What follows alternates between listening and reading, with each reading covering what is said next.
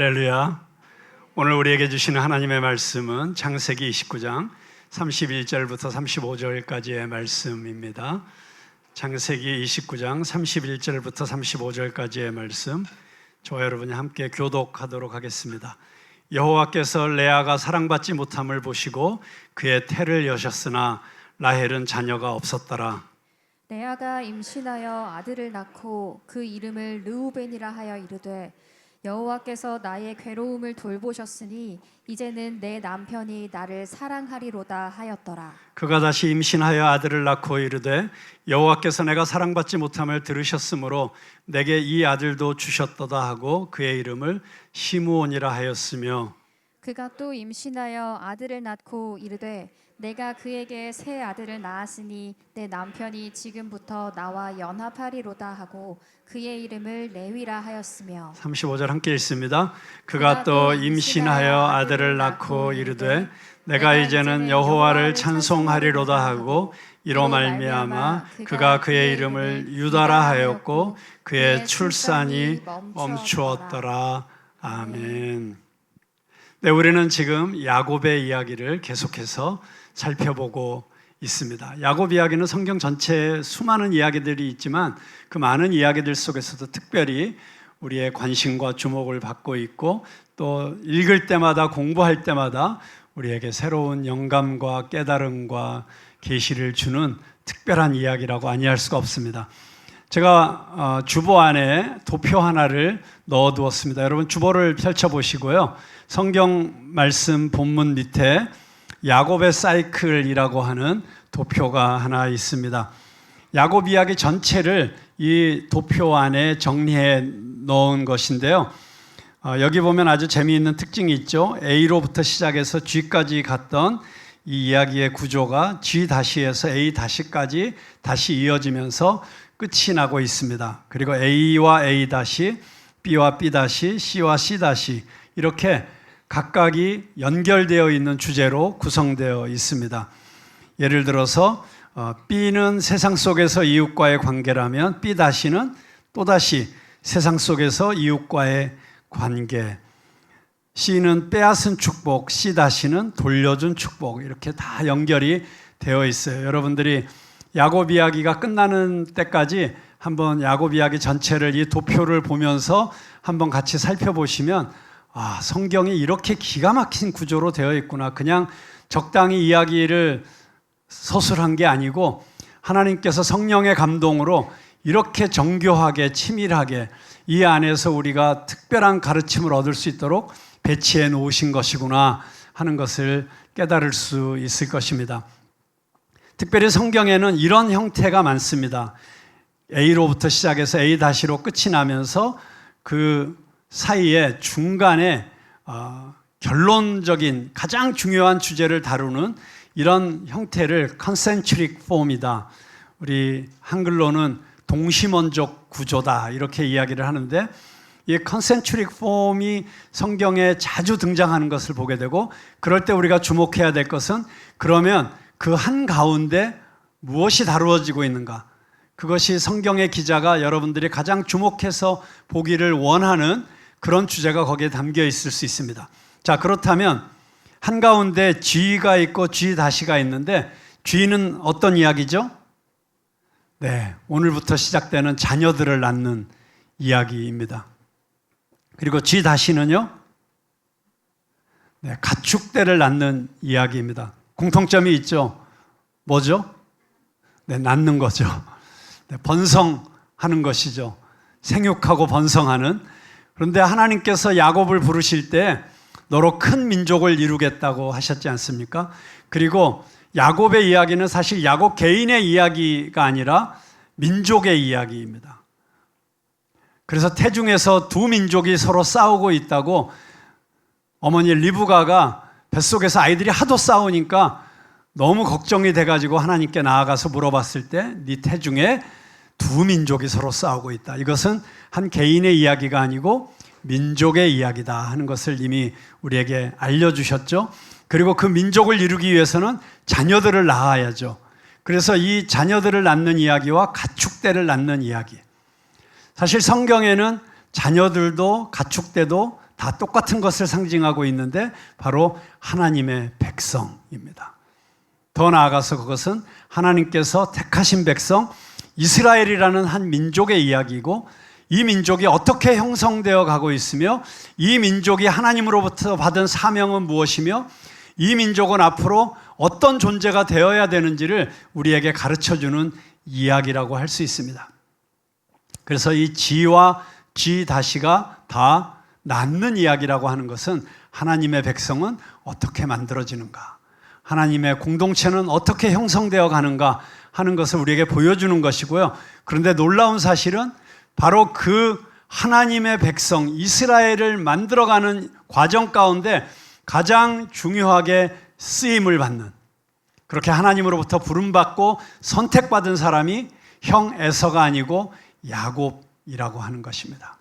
인간적으로 볼 때는 훨씬 더 매력 있고 남성적이고 성격도 좋고 부족함이 없어 보이는 사람 에서가 아니라 오히려 연약하고 소심하고 그러면서도 욕심은 많고 그 욕심을 이루기 위해서 실력으로 안 되니까 거짓말을 동원하고 수단과 방법을 가리지 않고 사용하는, 어떻게 보면 야비한 인간인 야곱이 하나님으로부터 선택을 받아서 이렇게 하나님의 백성의 대표성을 가지게 되고, 이스라엘이라는 이름도 아브라함이 아니고 이삭이 아니고 요셉이 아닌 바로 이 야곱을 통해서 주어지고 있다는 이 사실이 우리에게 얼마나 놀라운 메시지를 던지고 있는지를 우리는 이미 여러 번 강조해서 살펴보았습니다.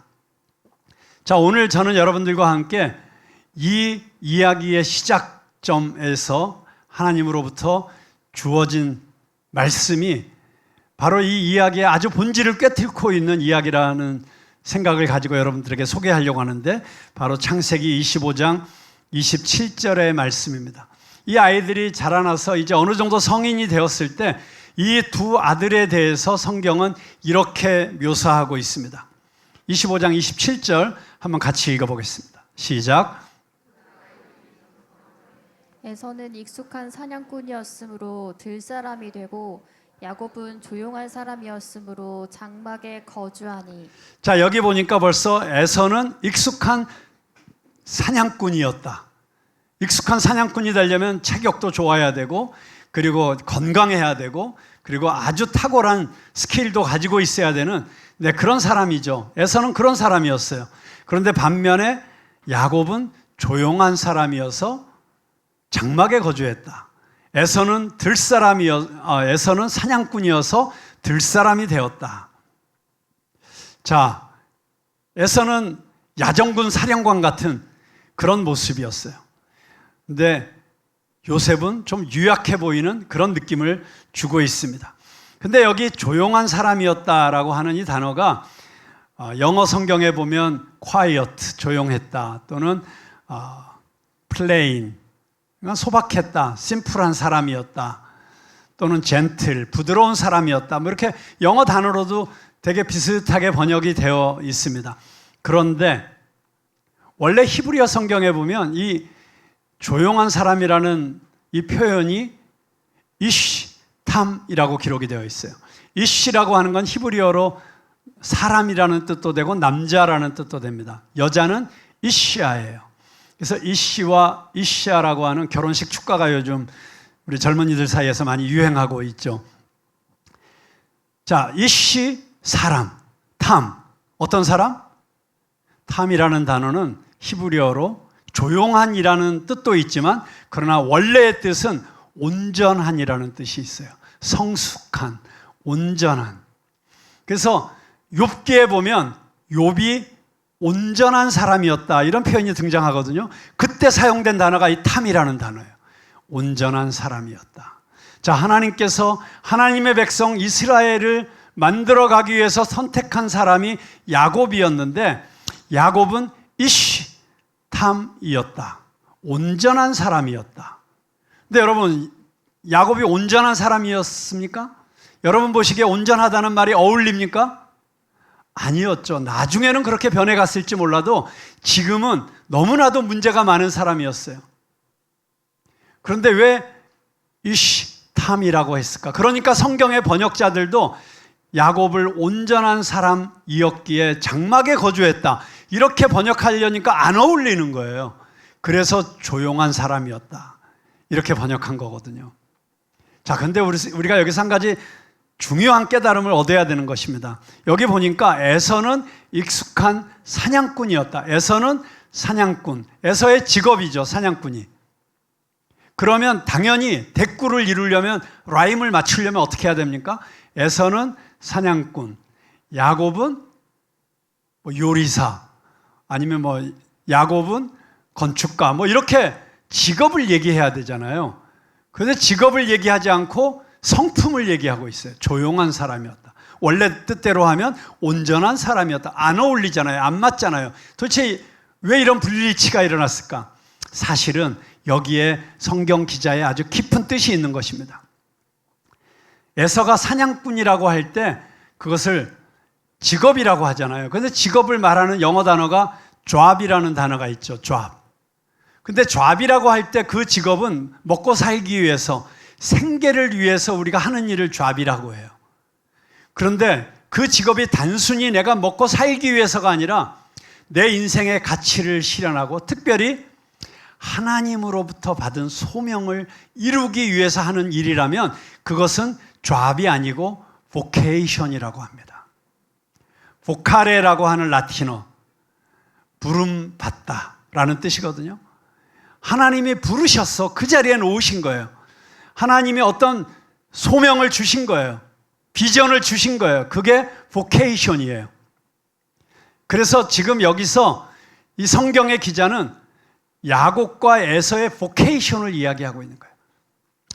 에서의 vocation은 사냥꾼이었다면, 그런데 야곱의 vocation은 온전한 사람이 되는 것이었다. 차원이 다른 거예요. 야곱은 지금 어떤 특정한 직업을 통해서 자기 꿈을 이루고 성취하는 거기에 머물러 있는 것이 아니라 하나님이 선택한 백성, 이스라엘은 어떤 민족이 되어야 되는가? 하나님이 선택한 사람, 그리스도인들은 어떤 사람이 되어야 되는 것인가 하는 것에 대한 부르심을 지금 이야기하고 있는 것입니다. 그것은 도덕적으로 탁월한 사람, 다른 민족들의 삶의 방식과 다르게 서로 빼앗고 미워하고 질투하고 비교하고 원망하는 그런 삶의 모습이 아니라 그것을 훨씬 뛰어넘어서 어떤 상황 가운데서도 감사하고 이웃들을 위해서 섬기고 내 것을 양보하고 희생하는 그런 그리스도인의 삶, 그런 하나님의 백성의 모습.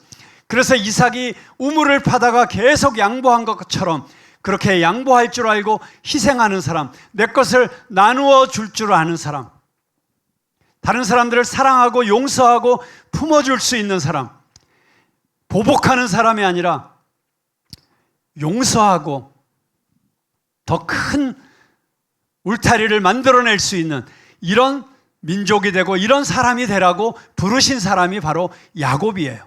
그런데 야곱이 그런 사람이었습니까? 그런 부르심에 합당한 성품이었습니까? 절대 아니죠. 근데 그 절대 아니던 사람이 변화되기 시작합니다. 그래서 이 야곱 사이클은 절대로 그 부르심에 어울릴 것 같지 않던 야곱이 어떻게 변화되어 가는지의 그 과정을 설명하고 있는 것이고, 그 설명 가운데 가장 중요한 전기를 이루는 것은 하란에 갔다 오는 것입니다. 하란으로 갔다가 돌아오는 그 과정 속에서 야곱의 변화가 시작되고 있고, 그 변화의 첫 단추는 지난주에 우리가 함께 살펴보았던 베델에서의 하나님과의 만남이었습니다. 야곱의 인생에 베델이 없었다면 야곱은 이렇게 변화된 삶을 살 수가 없었습니다. 하나님을 만났습니다. 그리고 하나님으로부터 선포되는 축복의 약속을 들었습니다. 내가 너와 함께 할 것이다. 내가 너를 지켜줄 것이다. 아무도 너를 건드리지 못하게 할 것이다. 그리고 너는 반드시 다시 이 땅으로 돌아와서 내가 너의 아버지 이삭에게 그리고 할아버지 아브라함에게 주었던 약속, 너로 큰 민족을 이루고 이 땅에 온 땅의 복의 근원이 되게 하겠다. 이 약속을 반드시 너를 통해서 이룰 것이다. 이 약속의 말씀을 받은 거예요. 그리고 받았을 뿐만 아니라 자신의 서원 기도를 통해서 그리고 돌베개를 세워서 기름을 붓고 거기에서 예배를 드림으로써, 제사를 드림으로써 하나님과 언약을 맺으면서 그의 인생의 새 출발이 시작된 것입니다. 여러분, 그렇습니다. 우리의 인생을 변화시킬 수 있는 유일한 장소는 베델입니다. 베델은 하나님을 만나는 장소입니다. 예배드리는 장소입니다. 이 예배가 왜 그렇게 우리에게 소중합니까? 우리가 왜 예배를 생명처럼 그렇게 지켜야 되고 아껴야 됩니까? 이 예배를 통해서만 우리의 인생이 달라질 수 있기 때문입니다. 예배를 통해서만 우리가 하나님과 새로운 관계를 맺을 수 있기 때문입니다. 하나님과의 관계 속에서 예배가 시작되었습니다. 근데 예배가 시작되고 나니까, 하나님과 관계가 시작되고 나니까 야곱이 달라지기 시작해요. 달라진 모습을 우리는 창세기 29장에서부터 발견할 수 있습니다. 창세기 29장 1절에 보면 야곱이 먼 길을 가서 마침내 약 800km 정도 떨어진 동방의 땅에 이르렀다 했습니다. 하란과 아주 가까운 곳에 드디어 도달한 것입니다. 갔더니 거기에 뭐가 있었냐면 큰 우물이 있었어요. 중동 지역에서 우물이라는 것은 정말 생명의 근원과도 같은 곳이죠. 그곳에 목자들이 모여 있었습니다. 그 목자들에게 야곱이 다가가서 묻습니다. 여기가 어딥니까? 혹시 여기서 하란이라는 곳이 그렇게 묻지 않았죠. 당신들은 어디에서부터 왔습니까? 물었더니 우리는 하란에서부터 왔습니다. 지금 야곱이 가려고 했던 곳이 어디예요? 하란이에요. 그런데 하란에서 왔다는 거예요. 그 우물 주변에 여러 고을들이 있었겠지만 거기서 특별히 하란에서 온 목자들이 마침 거기 있었던 거예요. 혹시 라반을 아십니까? 라반은 자기 삼촌이죠. 그랬더니 그 사람들이 잘 압니다 라고 대답을 합니다. 놀라운 일이죠. 라반이 평안합니까? 평안히 잘 있습니다. 여러분, 라반이 평안한 게 왜 중요해요? 지금 야곱은 삼촌 집에 가서 몇 년을 있을지 모를 그런 도망자의 신세인데, 만약에 라반이 망했다거나 아니면 병들어서 아파 있다거나 그러면 어떻게 가서 신세를 지겠어요? 그런데 평안하다고 그러면서 더 놀라운 얘기를 해줍니다. 저기 양떼를 몰고 오는 목자가 그 라반의 딸 라헬이요라고 목자들이 얘기를 해주는 것입니다. 더 반가웠겠죠. 왜 반가웠을까요?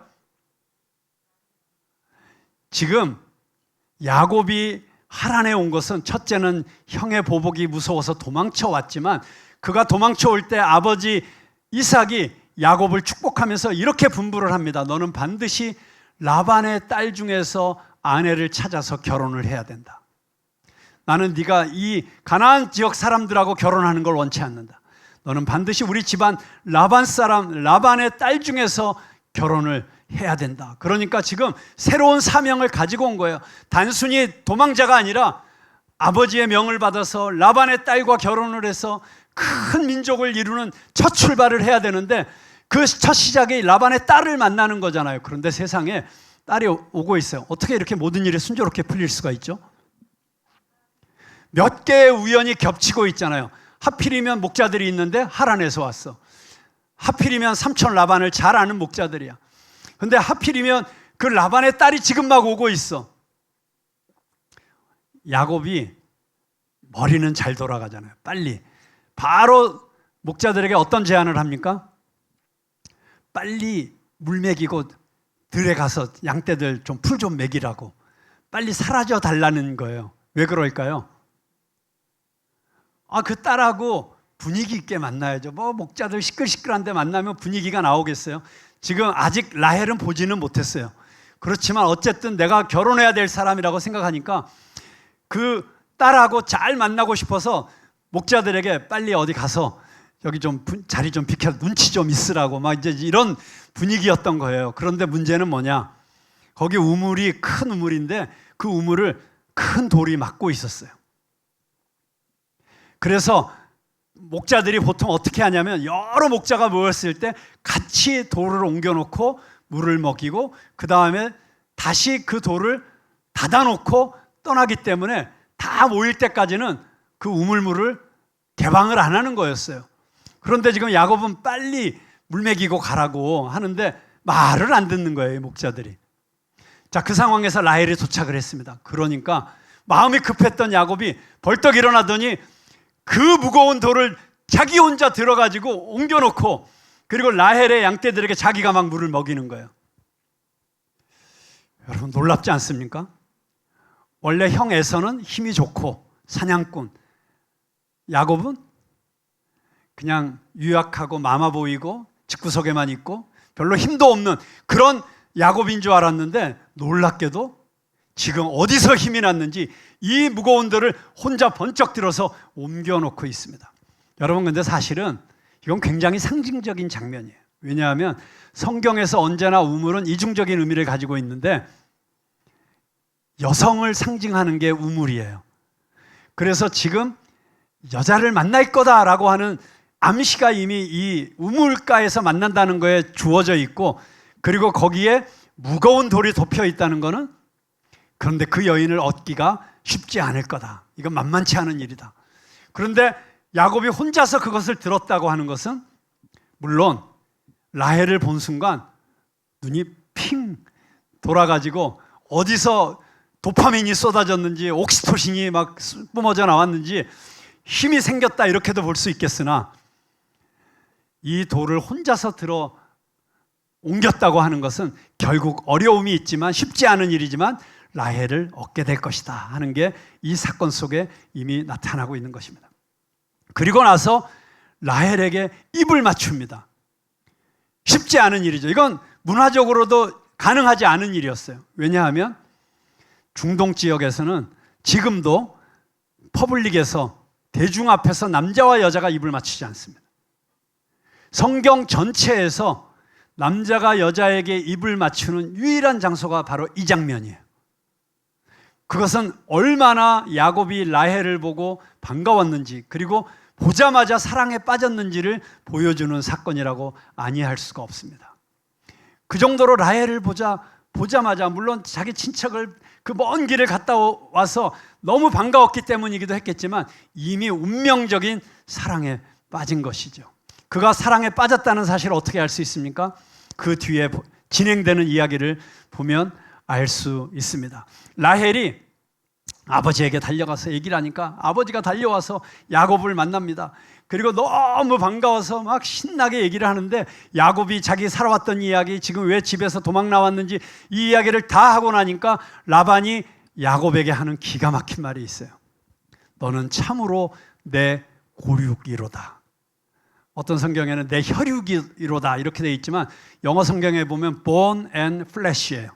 뼈와 살. 진짜 너는 내 뼈 중에 뼈요 살 중에 살이다. 이런 고백이 생각나는 그런 감탄사잖아요. 너 어쩌면 그렇게 우리 집안 피를 이어받았느냐.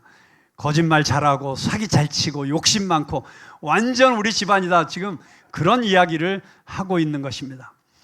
여러분 친척이 오랜만에 만나면 반갑습니까? 안 반갑습니까? 더군다나 태어나서 처음 보는 조카가 왔으니 신이 나가지고 재밌게 살고 있습니다. 그런데 여러분 친척이 계속 있으면 계속 반갑습니까? 안 반갑습니까? 시집간 딸이 자식들 다 데리고 집에 오면 처음에 너무 반갑죠. 근데 그 다음에 언제 더 반갑습니까? 간다 그러면 더 반갑죠. 벌써 이제 한 달쯤 있으니까 벌써 뭔가 문제가 생기기 시작한 것 같아. 라반이 야곱에게 얘기합니다. 야, 네가 아무리 우리 친척이지만 어떻게 우리 집에서 그냥 공짜로 먹고 살겠느냐. 일을 해야지. 야, 그런데 또 아무리 친척이라고 해도 어떻게 그냥 일하겠느냐. 품삯을 받아야지. 그러니까 적당히 니고시에이션을 해가지고 아주 싼 값에 야곱을 부려먹으려는 이 라반의 그 잔꾀가 좀 보이는 것 같아요. 그런데 뜻밖의 제안을 야곱이 합니다. 삼촌, 사실은 제가 삼촌의 딸 라헬을 사랑합니다. 제가 7년 동안 공짜로 일을 해드릴 테니까 7년 후에 라헬을 저에게 주십시오. 그 이야기를 좋게 생각한 라반이 즉석에서 허락을 하고 계약이 이루어졌습니다. 여러분 그런데 생각해 보면 이건 대단한 거예요. 왜냐하면 그 당시의 문화로 볼 때 7년치의 품삯이나 주고 아내를 데려오지 않습니다. 이거는 그 당시의 상황으로 볼 때 너무 엄청난 대가를 지불하는 거예요. 그런데 왜 이렇게 7년이나 일하겠다고 했을까요? 그만큼 야곱이 라헬을 사랑했다는 증거라고 볼 수 있습니다. 여러분, 사랑은 낭비하는 것을 낭비라고 생각하지 않습니다. 내가 2년이면 3년이면 될 걸 7년이나 일하면서도 하나도 아깝지가 않은 거예요. 그걸 어떻게 알 수 있어요? 계속 성경에 보니까 29장 20절에 보면 야곱이 라헬을 사랑한 까닭에 7년을 수일같이 여겼더라. 7년이 그냥 며칠 지나간 것처럼 느껴진 거예요. 여러분, 지겨우면 어떻게 됩니까? 며칠도 7년처럼 느껴지죠. 하기 싫은 일 하라 그러면 하루 일하는데 정말 평생 걸리는 것처럼 느껴지는 게 사람의 마음 아니겠습니까? 그런데 7년 동안을 일하면서 이게 순식간에 지나간 거예요. 이것만 보아도 야곱이 라헬과 사랑에 빠졌다. 근데 그 다음에 정말 놀라운 일이 일어납니다. 드디어 7년이 되어서 야곱이 삼촌에게 부탁을 하고, 삼촌 이제 7년 됐으니까 라헬과 결혼하게 해주세요. 당연하지, 결혼시켜줄게. 그리고 온 동네 사람을 다 모아가지고 잔치를 7일 동안 베풉니다. 근데 그 잔치가 벌어지고 나서 드디어 첫날 밤을 갖게 됩니다. 근데 어떤 일이 일어났습니까? 자고 일어났더니 세상에 라헬이 아니라 레아가 옆에 누워 있는 거예요. 여러분, 레아는 어떤 딸입니까? 성경에 보면 이렇게 기록이 되어 있어요. 라헬은 곱고 아리따우나 레아는 시력이 약했더라. 이게 말이 안 되는 거잖아요. 곱고 아리따웠으면 레아는 조금 덜 예뻤더라, 이렇게 해야 되는데 아예 미모에 대해서는 언급하고 싶지가 않아. 그래서 그냥 또 서로 미안해, 민망하고, 그래서 그냥 시력이 약했다, 알력이 약했다, 이렇게 그냥 적당히 깨워 맞춰 놓은 거예요. 짐작할 수 있죠. 레아의 그 내추럴한 상황이 어떤 상황이었는지. 자, 그래서 레아는 아예 관심도 없어. 라헬에게만 관심이 있어요. 그랬는데 뜻밖의 결혼하고 났더니 그 쳐다보지도 않았던 레아가 옆에 있는 거예요. 어떻게 이런 일이 일어날 수 있습니까? 말도 안 되는 거죠. 삼촌에게 가서 따졌더니 삼촌이, 야, 우리 지역 풍습에 언니를 놔두고 딸이 먼저 시집가는 건 그건 양반이 할 짓이 아니야. 쌍놈들이나 하는 짓이야. 그래서 우리가 어떻게 그런 짓을 할 수 있겠어. 그래서 레아를 먼저 넣어준 거니까 내가 이렇게 하자. 그러면서 또 삼촌이 기가 막힌 계략을 세우는 거죠. 너 7일 동안 레아하고 합방을 한 다음에 다시 라헬과 또 결혼해. 그러고 나면 너는 이제 두 딸을 다 아내로 얻는 거야. 그리고 나서 라헬을 위해서 7년을 더 나를 위해서 봉사해라. 삼촌, 그랬으면 처음부터 그렇게 얘기했어야 될 거 아니에요.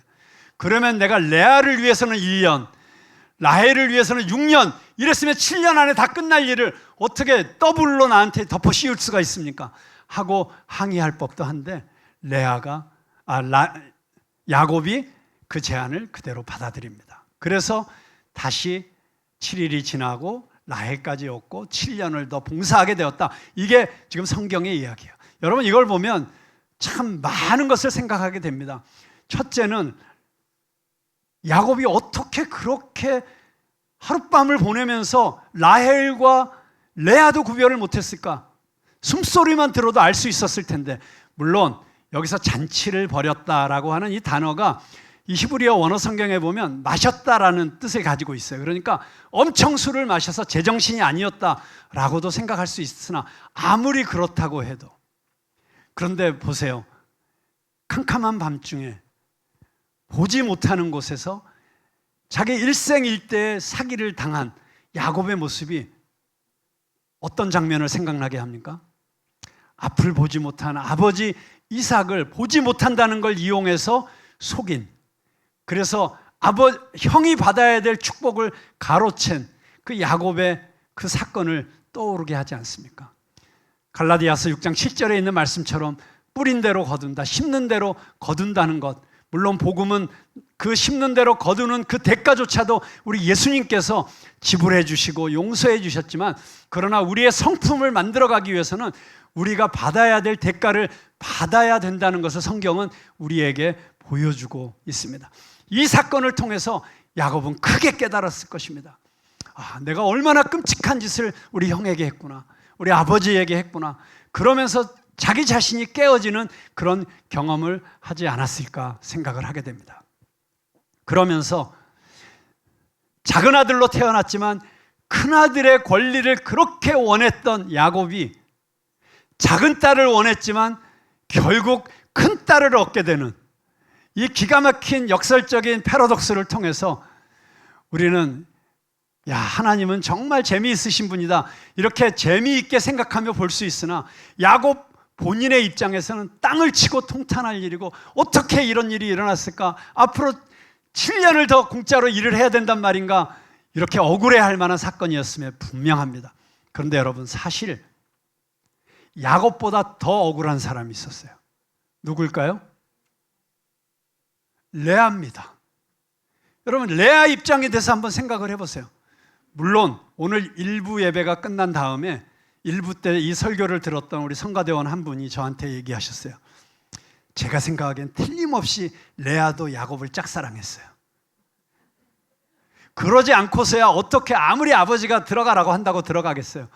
상당히 일리 있는 이야기라고 생각이 되지만, 그러나 보세요. 아무리 설령 내가 짝사랑을 했다고 한들 평생에 한 번 하는 결혼인데, 결혼식의 모든 스포트라이트는 다 여동생 라헬이 받고 나는 혹시 야곱이 눈치챌까 봐 두려워서 부들부들 떨면서 조심스럽게 들어가서 아마도 이런 일이 있었지 않을까 짐작해 볼 수 있죠. 아버지 라반이 레아를 부릅니다. 레아야, 지금 밖에서 지금 결혼잔치 열심히 하고 있지? 근데 너 잘 들어. 너 만약에 지금 라헬이 오늘 시집가고 야곱이랑 이제 부부가 되면 너는 앞으로 시집갈 기회가 없어. 너 거울 한번 봐. 알지? 너 내가 시키는 대로 잘하면 근데 너도 시집갈 수 있어. 오늘 저녁에 네가 라헬 옷을 입어. 그리고 라헬이 뿌리는 향수 뿌려. 그리고 들어가서 혹시라도 야곱이 너한테 말 시키면 한마디도 대답하지 마. 그냥 가만히 있어. 하룻밤만 그렇게 하면 너 시집 가는 거야. 뭐 이렇게 해서 들여보내지 않았을까 싶어요. 자, 얼마나 조마조마하고 들킬까 봐, 그러면 진짜 평생 얼굴 못 보고 살까 봐. 그런데 다행히 그 계략이 맞아 들어갔으나 그렇게 결혼을 했으니 야곱이 보기에 레아가 얼마나 미웠겠어요. 그래서 쳐다보지도 않았을 것 같아요. 사랑받지 못함을 여호와께서 보시고, 오늘 우리 성경 본문이 그렇게 시작하고 있지 않습니까? 사랑받지 못함을 보시고. 여러분, 그렇습니다. 세상은 정말 외모가 멋있고 그리고 가진 것이 많고 재능이 뛰어나고 그런 사람들을 주목하죠. 그래서 야곱도 라헬을 주목했고 아버지도 라헬을 더 사랑했고 동네 사람들도 언제나 라헬이 지나갈 때 시선을 돌려서 쳐다봤고, 레아는 그런 대우를 받아본 적이 없어요. 언제나 열등감에 사로잡혀 있었고 언제나 나는 인정받을까, 나는 누구에겐가 사랑받을 수 있을까, 이런 불안함 속에서 살았는데 어쩌면 그렇기 때문에 레아는 야곱의 또 다른 모습이었다고 할 수 있습니다. 미러링이라고 하잖아요. 레아의 모습 속에서 어쩌면 야곱은 자신을 보았을 거예요. 어렸을 때 둘째로 태어나서 되게 우리 동양 문화권에서도 그렇고 유대교 문화에서도 그렇고 장자가 모든 사랑을 다 받는 거거든요.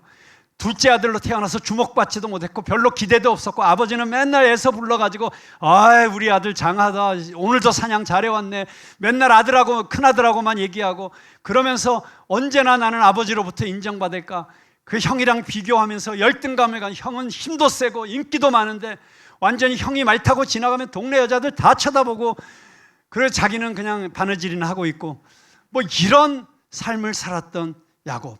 그래서 그 큰아들의 축복, 큰아들이 누리고 있는 저것을 나도 받고 싶다고 그렇게 몸부림치고 팥죽 끓여가지고 형 속이고 아버지 속이고 이제는 집에도 있지 못하고 도망쳐 나온 그런 신세였던 야곱. 그런데 그 야곱이 변화가 된 것이죠. 이렇게 사기를 당했다는 모습조차도 우리는 정말 야곱이 변화된 모습이라고 할 수 있습니다. 왜냐하면 제가 지난주에 베델의 사건을 얘기하면서 야곱이 돌베개를 눕고 빈들에서 아무런 보호도 없이 자고 있는 모습이 vulnerable한 모습이라고 했잖아요. 상처받기 쉬운. 그런데 그 상처받기 쉬운 또 다른 환경이 무엇이냐면 사랑에 빠진 거예요. 여러분, 세상에 왜 상처받습니까? 내가 사랑하기 때문에 상처받는 거예요. 내가 사랑하지 않는 사람에게 상처 안 받아요. 그래서 야곱은 하나님과 만나서 그의 삶이 변화되기 시작했고, 라헬을 만나서 사랑을 시작함으로써 그도 상처받기 쉬운 사람으로 바뀌어 가고 있었다. 이 두 가지 사건, 하나님과의 관계에서는 예배의 사건이 있었고, 라헬과의 만남 속에서는 사랑에 빠졌다. 이것이 야곱이라는 인생, 이기적이고 계산적이고 탐욕스러웠던 야곱이 스스로 손해보고 스스로 어리석어지고 상처받을 수 있는 이런 모습이 되어 가고 있었던 것이고, 그 버너러블한 상태야말로 하나님을 만날 수 있는 최고의 환경이었다 라고 하는 것을 우리는 살펴볼 수 있습니다.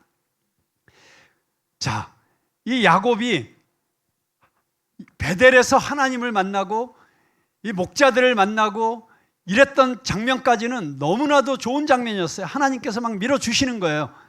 그렇지 않습니까? 제가 지난주에도 초신자들에게는 하나님이 주시는 특별한 페이버가 있으니까 막 어린아이처럼 조르고 기도하라고 말씀드렸잖아요.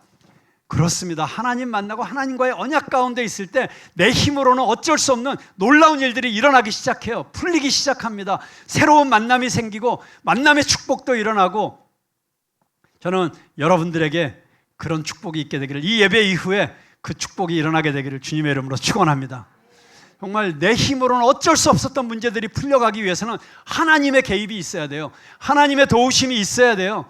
그래서 이삭을 보고 그랄 왕이 찾아와서 우리가 당신이 하나님과 함께하는 것을 보았기 때문에 우리는 당신과 싸우고 싶지 않다. 평화 조약을 맺자. 이렇게 말하는 것처럼 요셉을 하나님께서 밀어주셨기 때문에 요셉이 가는 곳마다 그곳이 복을 받았던 것처럼 그런 일들이 하나님의 사람들, 예배자들에게 일어나게 되기를 바라는 것입니다. 자, 그런데 그런 축복을 누려서 라반의 집에 무사히 도착했고 라헬도 얻게 되었지만, 이 과정을 통해서 삼촌에게 속으면서 또 조금 있다가 가축대가 늘어나는 과정에서 삼촌이 라반을 10번이나 속여요. 품삯을 10번이나 변경하면서 그렇게 착취할 수가 없습니다. 그런데 그런 모든 과정들을 이제 견디어내면서 오히려 야곱은 지금 하나님의 사람다운 성품으로 다듬어져 가고 있는 것입니다. 여러분 인생 가운데 어떤 어려움이 올 때, 특별히 나를 계속해서 괴롭히는 라반 같은 존재가 올 때 그 사람을 무작정 미워하고 증오하고 저주하고 이러지 마시고, 이 사람을 통해서 하나님이 나를 다듬으시는구나 생각하실 수 있기를 바랍니다. 비슷한 유형의 사람이 계속 내 인생에 나타나서 나를 힘들게 하면, 그때는 그 사람들을 원망할 게 아니라 내 안에 어떤 문제가 있기 때문에 하나님이 나를 이 문제로 계속 반복해서 다루시나 생각해 봐야 돼요. 지금 야곱이 라반에게 속은 이 사건을 통해서 하나님은 야곱의 어떤 면을 다듬어 가시고 계시는 것입니다. 그런데 그런 야곱을 다듬어 가기 위해서 지금 또 다른 희생양이 등장하는데 그게 레아예요. 레아의 모습 속에서 지금 야곱은 자신의 모습을 보고 있는 것이고, 그래서 레아가 그렇게 남편에게 사랑받지 못하는 안타까운 현실 가운데 신음하고 있을 때 하나님께서 레아를 보셨다라고 하는 것이 얼마나 놀라운 표현인지 모릅니다. 구약 성경에 많은 아름다운 표현들이 있지만 그 중에 가장 아름다운 표현이 레아가 사랑받지 못함을 여호와께서 보셨다. 여러분, 하나님께서 오늘 이 자리에 계신 우리를 보고 계십니다. 상처받은 내 모습을 보고 계십니다. 다른 사람들로 인해서 힘들어하고 있는 내 마음을 하나님께서 보고 계십니다. 내가 힘들 때 나를 보고 계시는 하나님을 보실 수 있기를 바랍니다. 그 하나님 앞에 나아가는 것이, 그 하나님의 시선 가운데 머무는 것이 우리 인생의 가장 큰 축복인 줄로 믿으시기 바랍니다. 여러분, 아무도 주목하지 않았던, 내세울 게 없었던 그런 레아에게 놀라운 일이 일어나기 시작합니다. 하나님께서 보시니까 라헬은 자식이 없었는데 레아에게는 출생의 축복이 임한 것입니다. 연속해서 네 아들을 낳게 됩니다. 그런데 이 아들을 낳을 때마다 레아가 이름을 붙여요. 근데 그 이름을 보면 레아가 얼마나 괴로웠는지, 얼마나 힘들었는지, 하나님 앞에서 얼마나 자기의 억울함을, 안타까움을 토로했는지를 알게 됩니다. 첫째 아들을 낳았는데 아들 이름이 르우벤이었어요. 르우벤이라는 이름은 보라 아들이다. 그 당시에 죄송해요 우리 여성도님들에게, 그게 이스라엘 문화였으니까 딸을 많이 낳아도 아들 하나 낳은 것보다 못했어요. 우리나라도 좀 그랬었나요 옛날에? 네. 얼마 전에 제가 어떤 목사님을 만났는데 그 집이 7녀 1남이래요. 근데 막내 아들이었어요. 야, 7녀 1남. 어떻게 해서든지 아들을 낳겠다. 그러니까 그때 보라 아들이다 소리가 나왔겠죠. 그러면서 자연스럽게 그 다음에 어떤 고백이 등장하냐면 이제는 남편이 나를 사랑하리라. 이렇게 귀한 아들을 낳았으니 남편이 나를 사랑해 줄 거야 했는데 둘째 아들을 낳았습니다. 근데 둘째 아들이 이름이 시므온이에요. 시므온이라는 단어의 뜻은 듣다라는 뜻이에요. 들었다. 여호와께서 나의 괴로움을 들으셨구나. 그런 뜻으로 시므온이라고 이름을 지었으니까 여전히 아들을 낳았음에도 사랑받지 못하고 있었어요. 그래서 셋째 아들을 낳습니다. 셋째 아들의 이름은 레위였어요. 레위라는 이름의 뜻은 연합이라는 뜻이에요. 하나 된다. 왜 그랬을까? 이제는 남편이 나랑 하나가 되겠구나. 아들을 셋씩이나 낳았는데 하나도 아니고 이제는 남편이 나랑 하나 되지 않을까? 그런 간절한 소망을 담고 있는 이름이었습니다. 근데 그럼에도 불구하고 야곱은 레아를 사랑하지 않았어요. 나중에도 보니까 여전히 사랑한 거는 라헬이었어요. 그런데 이렇게 사랑받지 못하는 여인이었지만 그러나 레아에게 아주 중요한 변화가 일어납니다. 넷째 아들을 낳으면서 그 이름을 유다라고 짓습니다. 유다라는 이름의 뜻이 뭘까요? 찬양이라는 뜻입니다. 찬양. 이제는 하나님을 찬양하겠다. 여러분, 이 레아의 영적인 성장의 과정을 보고 계십니까? 정말 이 아들을 통해서라도 어떻게 쓰든지 남편의 사랑, 그놈의 지긋지긋한 남편의 사랑, 그거 한번 얻어보려고 계속해서 애를 낳았는데 그래도 남편의 사랑을 받지 못한 레아가, 그러나 자기의 억울함을 들어주시는 하나님, 그리고 남편은 아니지만 오히려 진짜 남편이 되신 하나님이 나와 하나 되어주시고 내 편이 되어주신다는 걸 경험하면서 그녀는 마침내 남편이 아닌 하나님을 통해서 참된 삶의 만족과 의미를 발견하기 시작한 것입니다. 그래서 여호와를 이제는 내가 찬양하리로다. 사람의 인정이 아니라, 사람의 시선이 아니라 하나님의 인정 때문에, 하나님이 나를 돌보아 주셨기 때문에, 하나님이 나를 사랑하셨기 때문에. 여러분, 그렇습니다. 우리가 살아가면서 때로 사람 때문에 힘들 수 있습니다. 돈 문제 때문에 어려울 수 있습니다. 그러나 그런 것들을 극복해가는 과정에서 문제가 해결됐다, 재정 문제가 해결됐다, 내가 원하는 직장에 들어갔다, 그것 자체가 중요한 것이 아니라 그런 문제를 붙잡고 씨름하다가 하나님을 만나는 것입니다. 기도하면서 하나님을 만나는 것이에요. 그래서 내가 원하고 내가 바랬던 그 문제가 해결되는 그것과는 비교도 되지 않는 오히려 하나님의 뜻을 발견하게 되는 것입니다. 나를 향하신 하나님의 더 놀랍고 원대하신 계획을 발견하게 되는 것이고, 나뿐만 아니라 나의 가족을 통해서, 우리나라를 통해서, 이 민족을 통해서 하시는 하나님의 역사를 발견하는 눈이 열리게 되는 것입니다. 여러분, 여러분의 문제를 가지고 하나님 앞에 나오시는 건 잘하는 일입니다. 새벽 기도에 입시철이 되면 더 많은 어머니들이 기도에 나오는 것 절대 비난할 일이 아닙니다. 좋은 일이에요. 왜냐하면 그렇게 새벽 기도 나와서 기도하다가 내 문제와 씨름하다가 오히려 그 문제보다 더 크신 하나님을 만나게 되는 것입니다. 그리고 그 하나님을 통해서 내가 상상할 수 없었던 놀라운 하나님의 계획을 보게 되는 것입니다.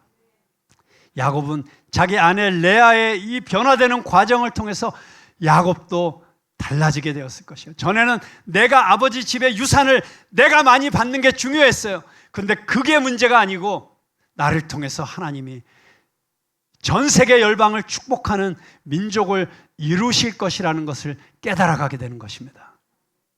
여러분, 그런데 더 놀라운 사실은 하나님께서 큰아들이 아니라 둘째 아들을 통해서 이 일을 이루셨다면, 하나님께서는 사랑받았던 사람 라헬이 아니라 사랑받지 못한 레아를 통해서 아브라함에게 주셨던 그 놀라운 축복을 이루십니다. 왜냐하면 다윗이 누구의 자손입니까? 어느 지파의 사람입니까? 유다 지파의 사람이었어요. 왜 그게 중요합니까? 예수님이 누구의 후손입니까? 다윗의 후손이에요.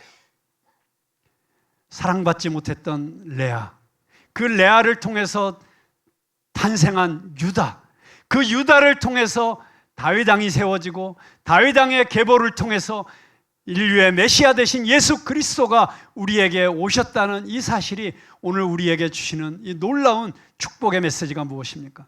여러분, 우리가 예배드리고 있는 이 청담동이라는 이 지역은 정말 주목받기 원하는 사람들이 다 모여드는 곳이잖아요. 그 사실을 어떻게 알 수 있습니까?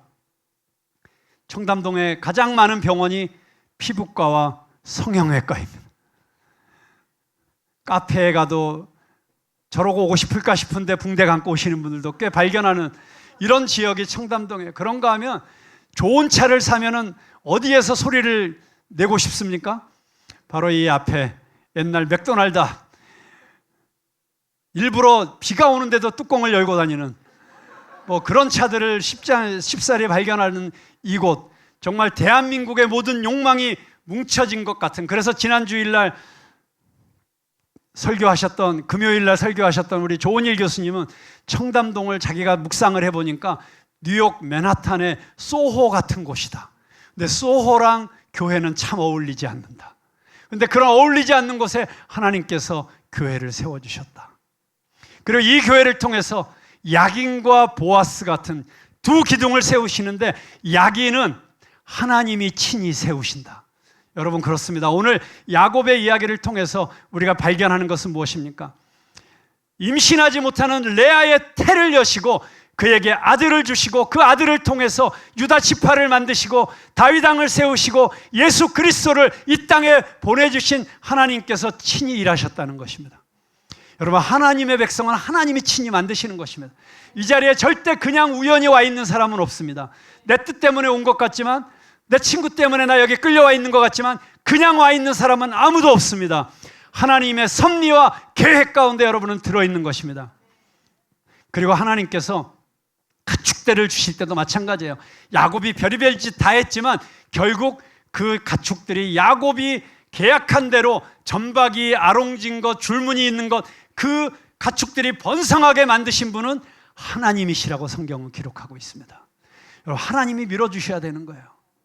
하나님이 함께 하시면 상상할 수 없는 일이 일어나는 거예요.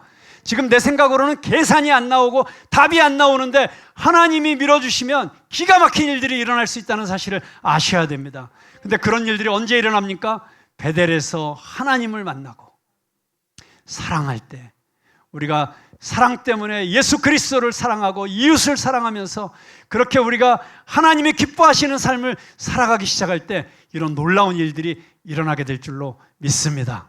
우리 다 함께 야곱처럼 베델에서 하나님을 만나고 하나님을 예배하고 그리고 나에게 맡겨주신 사람들을 사랑하며 기꺼이 낭비하고 희생하고 섬길 수 있는 그리스도인의 삶을 살아갈 수 있게 되기를 주님의 이름으로 축복합니다. 기도하겠습니다.